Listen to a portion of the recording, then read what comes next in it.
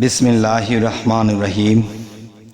আজ আমি শামীম আলী চিশতি আপনাদের সামনে যে আলোচনা নিয়ে হাজির হলাম, অবশ্যই এই আলোচনাটি তীক্ষ্ণ জ্ঞানী এবং তীক্ষ্ণ চতুর মানুষের জন্যই এই আলোচনাটি। তবে একটি বিষয় হলো কি, যে প্রকাশ্যে কিছু কথা যাদেরকে বলবো হয়তো তারা এটা বুঝবে না, কিন্তু প্রকাশ্যে আরেক দল আছে তারা বুঝে নেবে। কেননা আমাদের আঞ্চলিক ভাষায় কুত্তা বলা হয়, আঞ্চলিক ভাষাতে গ্রাম্য ভাষায় কুকুর তো বলে না, কুত্তা বলা হয়। দেখেন একটা জিনিস, গ্রামের মধ্যে জংলা আছে, জংলার মধ্যে শিয়াল বাস করে, কিন্তু শিয়াল কিন্তু দলে দলে থাকে না, কুকুর কিন্তু দলে দলে থাকে। তাহলে এখানে একটা বিষয় হলো কি, দেখবেন যে শহরে বন্দরে গ্রামে গঞ্জে কোনো বাজারে দেখবেন অলিতে গলিতে রাস্তার কোনায় ছিটিয়ে ছড়িয়ে কুকুরগুলো থাকে। তখন সেই কুকুরগুলো, একটা কুকুর যদি কোনো জায়গা থেকে খেউ করে ওঠে তাদের কান খাড়া করে, দ্বিতীয়বার যদি খেউ শোনে তো সেগুলো দৌড় শুরু করে, কি হলো রে কি হলে। কিন্তু দেখেন একটা শিয়াল যখন বিপদগ্রস্ত হয়ে হুক্কা হুয়া বলে ডাকতে থাকে, তখন অন্য একটা শিয়াল তার কাছে আসে না। কেননা যেখানে সেই শিয়ালটি বিপদগ্রস্ত হয়েছে সেখানে দলে দলে কুকুর আছে, আঞ্চলিক ভাষায় কুত্তা আছে। তো এখন মূল বিষয় হলো যে শিয়াল কিন্তু সেখানে ভয়ে যায় না, কারণ সেখানে দলে দলে থাকে তারা। আমাকে যদি কামড়ে মেরে ফেলে তো একজন মরতেছে মরুক, আমরা বাকিরা বেঁচে থাকি। তারপরেও কিন্তু চেষ্টা করে যে দেখি আমাদের দল গ্রুপ করতে পারি কিনা। কিন্তু এক একজন এক একটা জঙ্গলে আলাদা আলাদা বাস করে, আর তাদের সংখ্যা খুবই কম।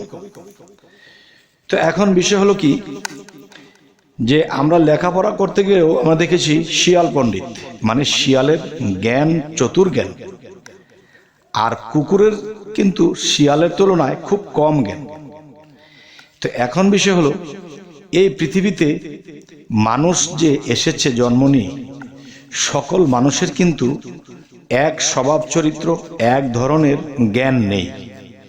যেমন মনে করেন যে এক ধরনের জ্ঞান নেই কেমন, সেটি চিন্তা করতে গেলে যে নূহ আলাইহিস সালামের সময় যে ঘটনাটি ঘটেছিল, যে একটি মেয়ে ছিল সেই নূহ নবীর, সেই একটি মেয়েকে চারটি মেয়ে রূপান্তর করা হলো চারটি প্রাণীর দ্বারা। তাহলে চারটা প্রাণীর দ্বারা যদি এটা রূপান্তর করা হয়ে থাকে, তাহলে দেখা যায় যে চারজনের চরিত্র, জ্ঞান, মন, বিবেক কিন্তু এক ছিল না। ওই তিনটি এসেছিল পশু থেকে আর একটি মানুষ থেকে।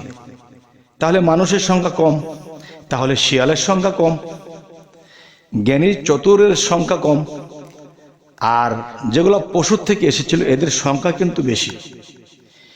তাহলে তারা কিন্তু বিচার আচার পরে হবে, আগে মার। যাই হোক, আজকের আলোচনার মূল বিষয়টি যেটি বোঝাতে চাচ্ছি, যে এই পৃথিবীতে আধ্যাত্মিক জগতের লোক যারা, তারা কিন্তু সংখ্যায় কম, এবং তারা জংলায় জংলায় সাধনা করতে হয়, সমাজের মধ্যে কিন্তু তাদের ঠাঁই হয় না।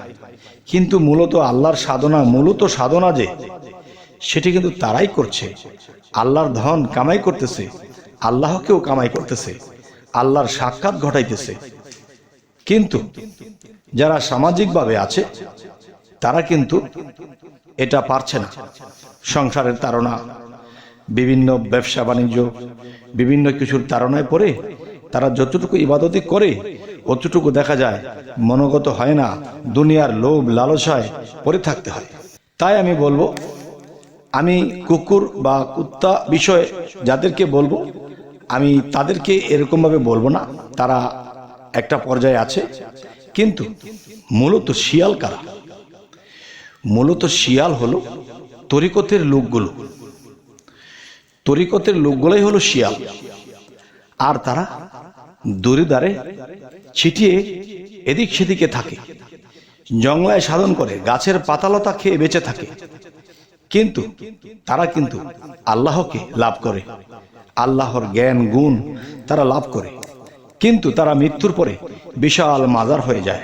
আর এখানে বিভিন্ন ধরনের মানুষ এসে এখানে যদি কিছু আবদার করে, কিছু চায়, সেটা পেয়ে যায়। যাই হোক, এই সমস্ত জগতবাসী, আজকে আঞ্চলিক ভাষা বলে আমি কুকুরের নামটা ওভাবে নিয়েছি, আপনারা কষ্ট নেবেন না। হয়তো আপনাদেরকে একটু আনন্দ দেওয়ার জন্য ওভাবে বলেছি, কিন্তু আপনারা বলতে পারেন তাহলে কুকুর শিয়াল দিয়ে বলার কি দরকার। আচ্ছা, সেটা আমি বলতেছি। দেখেন, আল্লাহ কিন্তু এটিও বলেছে, তোমরা যদি আমাকে চিনতে চাও, জানতে চাও, বুঝতে চাও, তাহলে তোমরা আমার সৃষ্টির দিকে লক্ষ্য করো। আমার সৃষ্টির দিকে তোমরা লক্ষ্য করো। সৃষ্টি বলতে কি?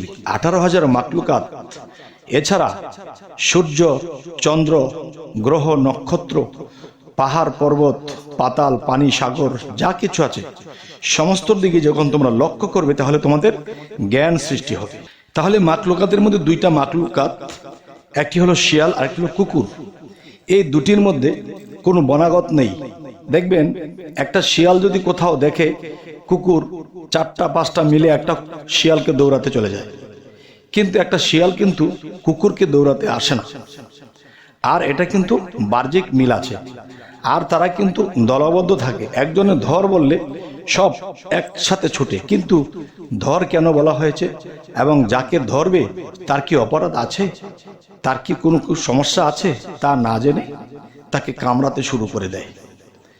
তাই বলবো, হে সমস্ত জগতবাসী, যে আপনারা যদি এটা বুঝেও নিতে পারেন যে হ্যাঁ, আপনি কোন দলকে বলেছেন কুকুর আর কোন দলকে বলেছেন আপনি শিয়াল, তবে আমি কোন দলকে কুকুর বলেছি বা কুকুরের স্বভাব যাদের মধ্যে আছে তাদেরকেই বলা হয়েছে, সবাইকে তো বলা যাবে না।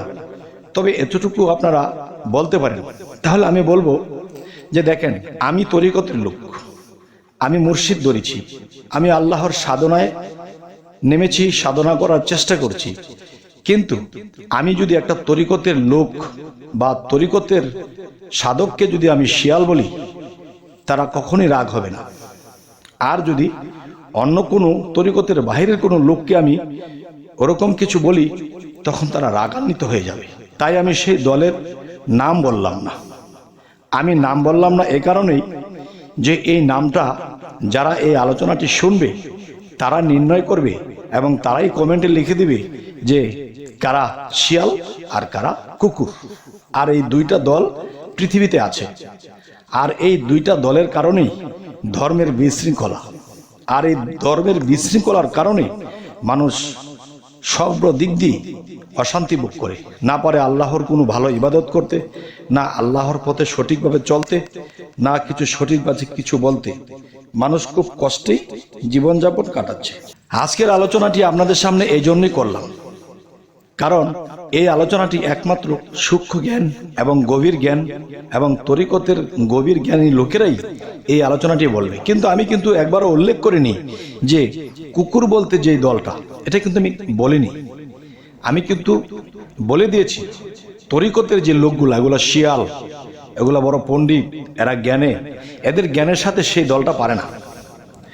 আর সেই দলটার নাম আপনারাই অবশ্যই আমাকে কমেন্টে লিখবেন যে আমি কোন দলকে বলেছি। সেটা আপনারা বললে আমার দোষ নেই, আমি বললে আমার দোষ হতে পারে। আচ্ছা, তো এবার আসবো যে কথাটি, যে আমি এই এরিয়ার মধ্যে থাকি।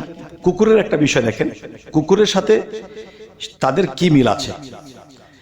যে একটা কুকুর যদি একটা এরিয়া বা একটা বাড়ির বাউন্ডারির মধ্যে বা বাড়ির এরিয়ার মধ্যে থাকে, যদি সে অন্য কোনো কুকুরকে দেখে তখন তাকে কামড়াতে যায়, তাকে খেউ খেউ করে কামড়াতে যায়, তাকে দৌড়ে দিয়ে আসে। কারণ আমি এই এরিয়ার মধ্যে আছি, আমার এই এরিয়ার মধ্যে যা কিছু আছে আমার মালিকের বা এরিয়ার মধ্যে যাতে কিছু থাকবে এগুলো আমি খাবো, আমি বসবাস করি এখানে, তুই ভাগ এখান থেকে। আচ্ছা, এরপরে রাস্তার কোনো মোড়ের মধ্যে 4-5টা দোকান থাকলে দেখবেন ওখানেও একটা কুকুর সেই দোকানের আশেপাশে থাকে, অন্য কুকুরকে এখানে আসতে দেয় না। তাহলে এই কুকুরের স্বভাব মানুষ কারা, এটা কিন্তু আপনারাই বলবেন। আমার বলার নেই এত তারা, কেননা আমি বললে সমস্যা, আপনারা বললে সমস্যা নেই। কারণ মন্তব্য তো কত মানুষ কত রকমই করতে পারে। তবে যাই হোক, আমরা চাই না শিয়াল হতে, আমরা চাই না কুকুর হইতে, আমরা হতে চাই মানুষের মতো মানুষ, যেই মানুষের কথা আল্লাহ কোরআনে বলেছেন, যে নিজেকে পবিত্র করলো সেই সফল কাম। আবার এটিও বলেছে যে সূরা সাফফাতের মধ্যে বলা হয়েছে যে আমার পথে সাধনায় আত্মনিয়োগ করে আমি তাকে পরিচালনা করব। সুবহানাল্লাহ। আল্লাহ নিজে যাকে পরিচালনা করে তার তো কোনো ভুল হবে না, তিনি রাসূলে পরিণত। আর যদি বলা হয় আপনি রাসূলে পরিণত বলতে রাসূল কি আর আসবে? দেখেন, নবুয়ত খতম হয়েছে আপনি আমি জেনেছি শুনেছি, কিন্তু রাসূল খতম হয়েছে কখনো শুনেছেন? তবে এটা আল্লাহ বলেনি রাসূল খতম হয়নি, রাসূল এখনো আছে।